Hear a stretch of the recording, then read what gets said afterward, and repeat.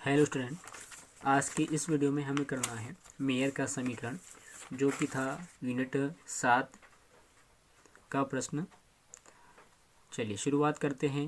प्रश्न पूछा हमसे कि मेयर का समीकरण CP माइनस CV बराबर R प्राप्त कीजिए। तो ये प्राप्त करने के लिए हमने माना कि एक मोल गैस का प्रारंभिक ताप T है, इसका दाब P है और आयतन V है। अब हमने इस गैस के अवस्था में कुछ परिवर्तन किया है, तो यह परिवर्तन निम्नलिखित दो प्रकार से होता है। पहला हुआ है गैस का आयतन स्थिर रखकर। आयतन हमें स्थिर रखना है, तो आयतन स्थिर रखा तो इसका ताप बदल गया, ये हो गया T से T प्लस डेल टी, कुछ परिवर्तन हुआ। जब ताप T से T प्लस डेल टी हुआ तो इस प्रक्रम में गैस द्वारा जो अवशोषित ऊष्मा है वो मिल जाएगी डेल क्यू बराबर CV डॉट डेल टी। ये CV क्या है? तो ये CV है नियत आयतन पर गैस की विशिष्ट मोलर विशिष्ट ऊष्मा। अब गैस का आयतन स्थिर रखा है तो हम लिखेंगे यहाँ कि चूँकि इस प्रक्रम में आयतन स्थिर रहता है, यानी कि डेल V बराबर 0। जब आयतन स्थिर है यहाँ पर तो गैस को कुछ भी कार्य नहीं करना पड़ता है, तो डेल W बराबर 0। ऊष्मागतिकी के प्रथम नियम से प्रथम नियम है डेल Q बराबर del W plus del U। Del W 0 आ गया, ये डेल W 0 हो गया, तो क्या बचा? तो डेल Q और डेल U बचा है, तो यानी कि ये दो बराबर हैं, तो ये दोनों बराबर हैं, तो हम लिख देंगे यहाँ पे कि डेल U बराबर CV डॉट डेल टी, समीकरण नंबर 1। अब इसकी आती है दूसरी स्थिति। अब रखा हमने गैस का दाब स्थिर रखकर, तो इसमें ये होता है कि ताप T से T प्लस डेल टी किया जाता है। जब ये ताप किया जाता है तो गैस द्वारा अवशोषित ऊष्मा यहाँ हो जाएगी डेल क्यू डैश बराबर CP डॉट डेल टी। वहाँ पर हुआ था डेल क्यू बराबर CV dot del T. CP बराबर है नियत दाब पर गैस की मोलर विशिष्ट ऊष्मा।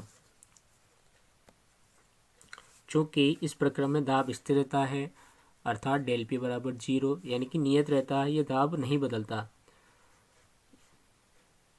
ये नियत रहता है, तथा आयतन V से बढ़कर V प्लस डेल V हो जाता है।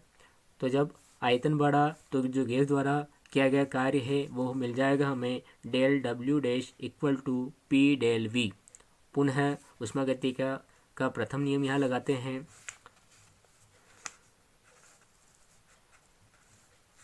ये वाला डेल Q बराबर del W plus del U पे सारी वैल्यू रखते हैं, तो हमें मिलता है यहाँ पे CP डॉट डेल टी बराबर P del V plus del U।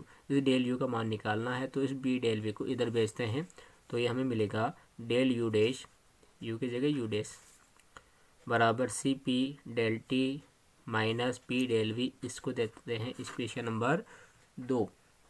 अब यहाँ पे क्या होता है कि आदर्श गैस का ताप T से यदि हम T प्लस डेल टी बढ़ाते हैं तो इनकी जो आंतरिक ऊर्जाएं हैं, यानी कि ये डेल U और इनकी डेल U डैश और डेल U, ये दोनों बराबर होते हैं।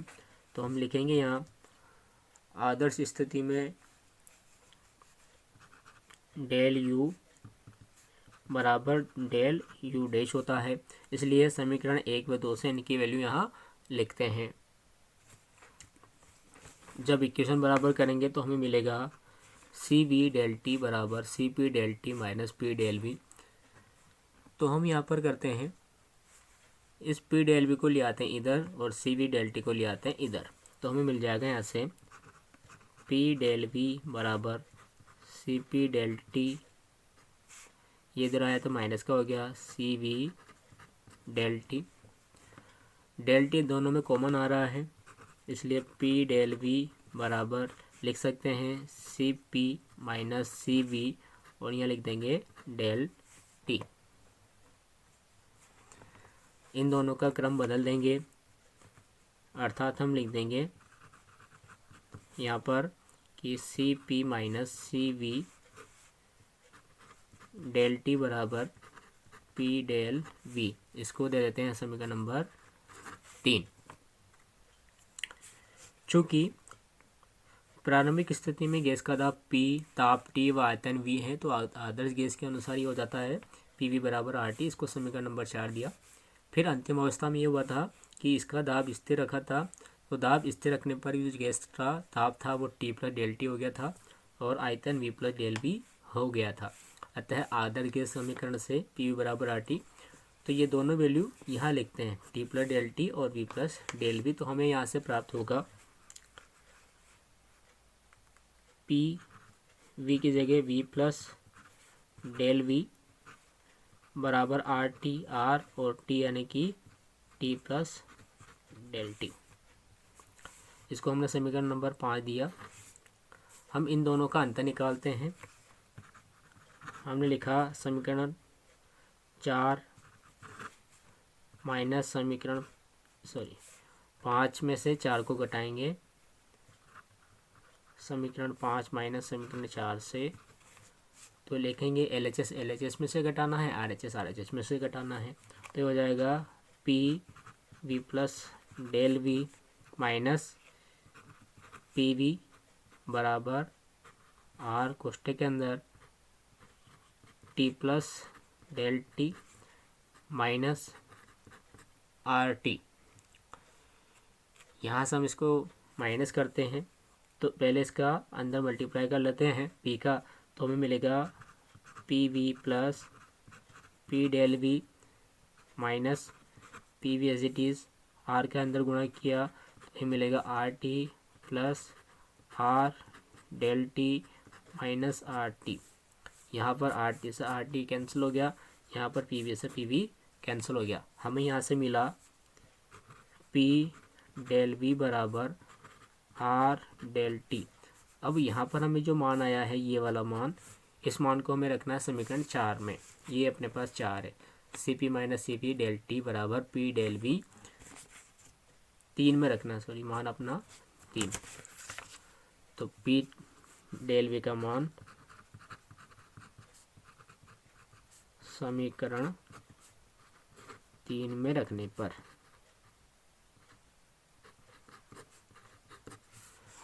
तो ये बन जाएगा। देखिए इस पी डेल वी की जगह हम लिख देंगे आर डेल टी, तो मिलेगा C P minus C V into del T बराबर आर डेल टी। दोनों तरफ डेल टी है, तो इस डेल टी से डेल टी कट गया और हमें जो मेयर का संबंध था वो प्राप्त हो गया। यहाँ से लिख सकते हैं हम यहाँ पर कि C P minus C V बराबर आर, यही मेयर का संबंध है, यही मेयर का संबंध है या सूत्र है। इस तरह से हमने ये जो मेयर का समीकरण जो संबंध बाकी था वो भी कर लिया है। इस तरह से जो यूनिट 7 है वो कंप्लीट हो चुकी है और अगली यूनिट जो आएगी 8 उसका भी सॉल्यूशन आपको बहुत ही जल्द मिल जाएगा। अब बात करते हैं कक्षा 11वीं भौतिक विज्ञान के जो प्रश्न बैंक का 2021-22 का हमने सॉल्यूशन बताया था यूनिट 6 इकाई 9 और 10 में।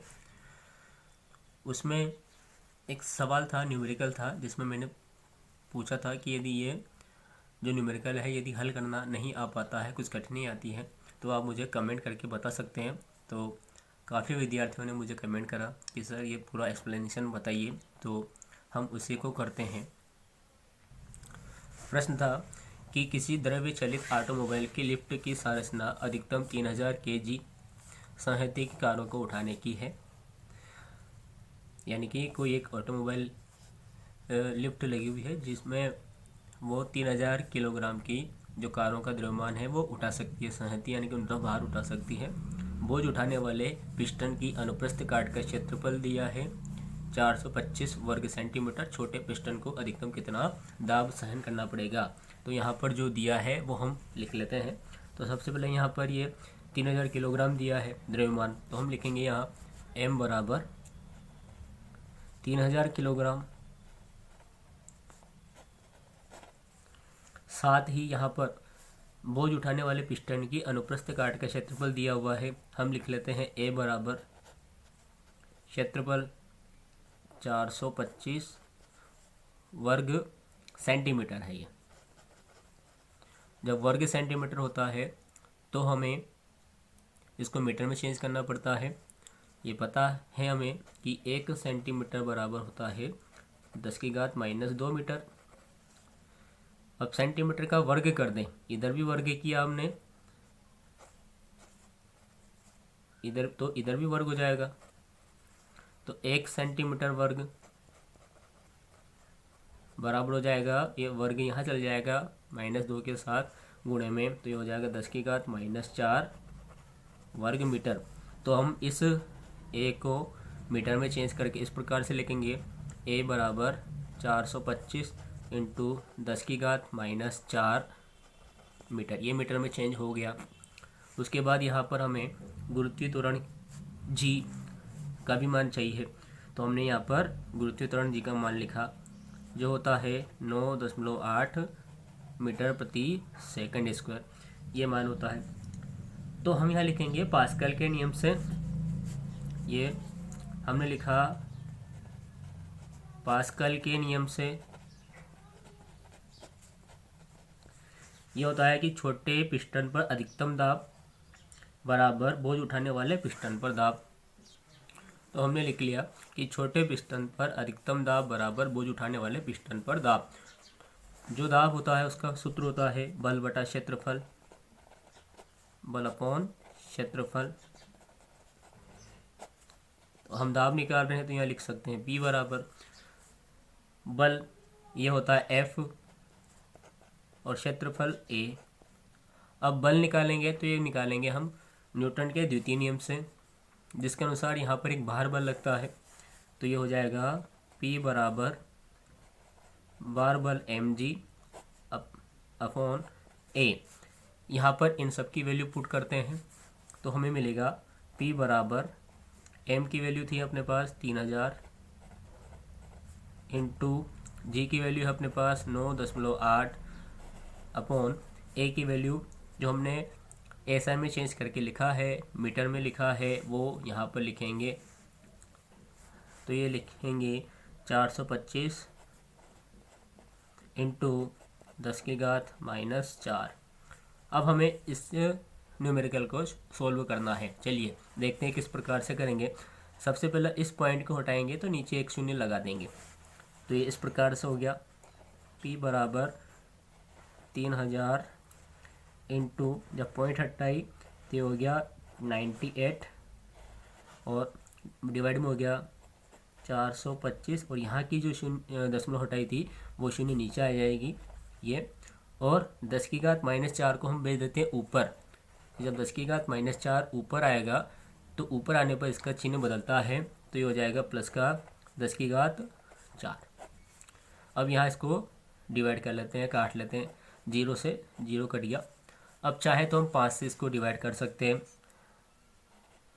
5 से 8 बार गया, फिर 5 बार गया, 5 से इसको काटा हमने, 6 बार गया, और शून्य की शून्य हो गई यहाँ।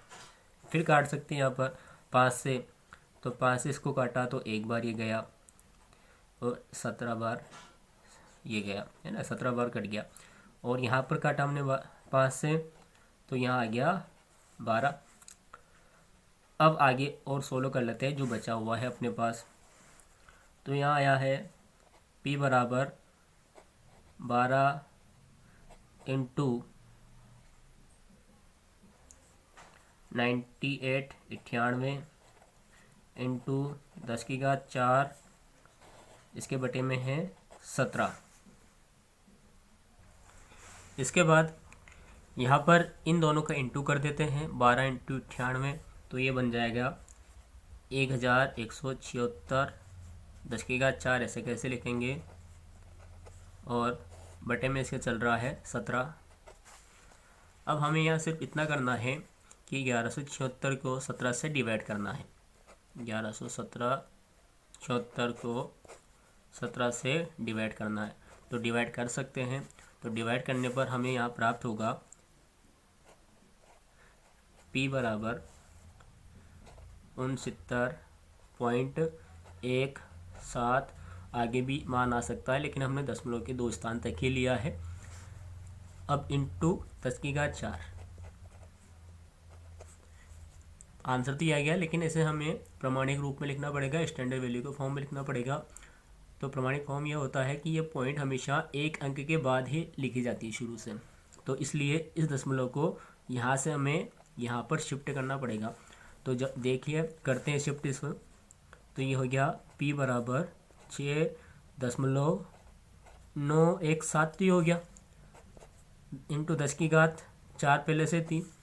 ध्यान रखें जब भी दशमलव दाएं से हम बाएं की ओर शिफ्ट करते हैं तो यहाँ पर संख्या जुड़ जाती है कि वो कितने डिजिट पहले गया हुआ है। तो यहाँ पर यह दशमलव 1 अंक पहले गया था, इसलिए हमने +1 किया।